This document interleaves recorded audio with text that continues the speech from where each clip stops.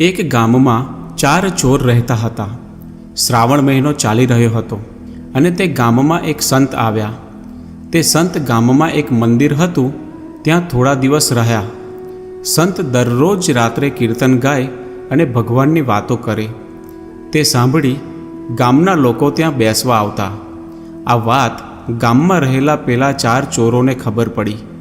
તે ચોરોએ વિચાર્યું કે આ સંતનો રાગ સારો છે અને ભજન પણ સરસ ગાય છે, તો ચાલો આપણે પણ ભજન કીર્તન સાંભળવા જઈએ. આવું વિચારીને 4 ચોર સાંજે મંદિરે ભજન સાંભળવા આવ્યા. કીર્તન પૂરા થઈ ગયા ને પછી સંતે જ્ઞાનની ને ધર્મની ખૂબ વાતો કરી. તે ચોરને ગુણ આવ્યો. પછી તે ઉઠ્યા ત્યારે સંત તેમને કહે કે તમે કંઈક નિયમ રાખો. ચોર લોકો કહે, અમારે ધંધો અવળો કરવો રહ્યો, તે અમારાથી નિયમ ન લેવાય.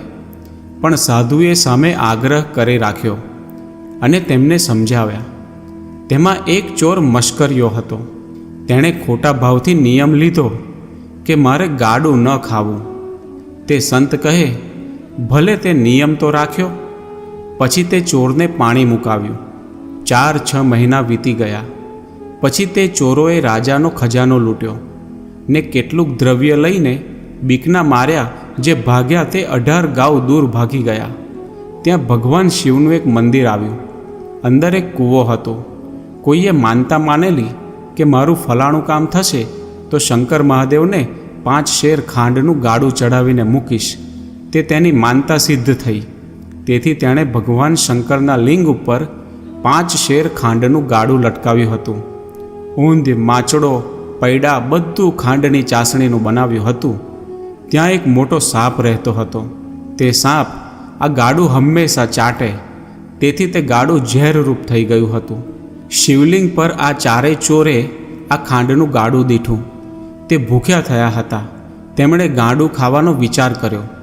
તેમાં એકે કહ્યું, આપણે 4 ભાગ પાડો ને 4 ભાગે સૌ લ્યો. તે ગાડું નહીં ખાવાના નિયમવાળા ચોરને આ સાધુ આડે આવ્યા.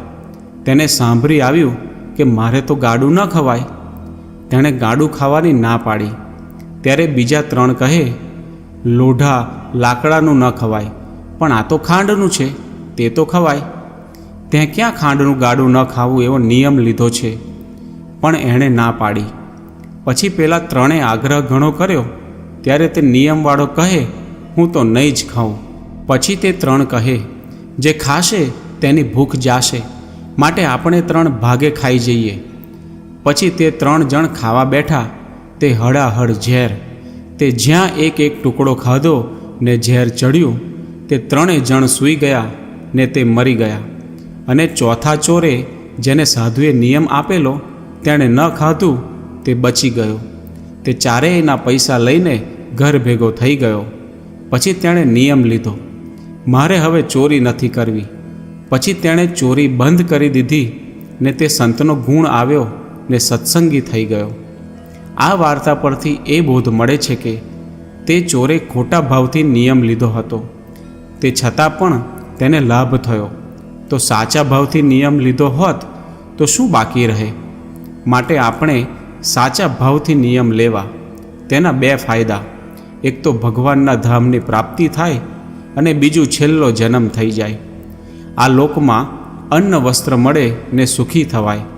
સાચા ભાવથી નિયમ લીધા હોય તો આપણા તંત્રની બધી જ જવાબદારી ભગવાન લઈ લે. આપણા બધા જ દુઃખ ભગવાન દૂર કરી દે. માટે જે પણ નિયમ લઈએ તે સાચા ભાવથી લેવા જોઈએ. તો મિત્રો, આજની સ્ટોરી તમને કેવી લાગી તે જરૂરથી કોમેન્ટ કરીને કહેજો. અને જો સારી લાગી હોય તો વિડીયોને લાઈક અને શેર કરજો. અને અમારી ચેનલને સબસ્ક્રાઈબ પણ જરૂરથી કરી લેજો. જય શ્રી કૃષ્ણ.